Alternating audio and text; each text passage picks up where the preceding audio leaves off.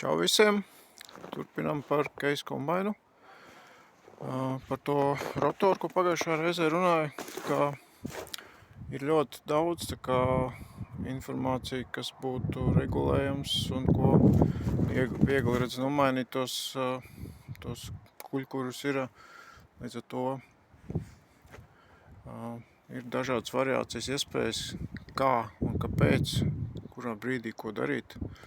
Var izdarīt daudz ko, var samainīt vietām, tur aizmugurējos uzlikt uz priekšu un otrādi, un ir nāk vēl līdz kombainam arī smalkie, un tad gludie tādi kuļkuri, tos var izmantot, kā kurā gadījumā, kuru izmantot, tur ļoti garš tas stāsts.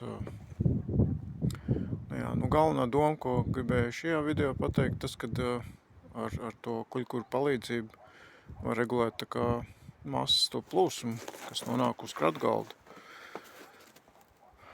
Tā. Kas ir ļoti svarīgi, man tā liekas.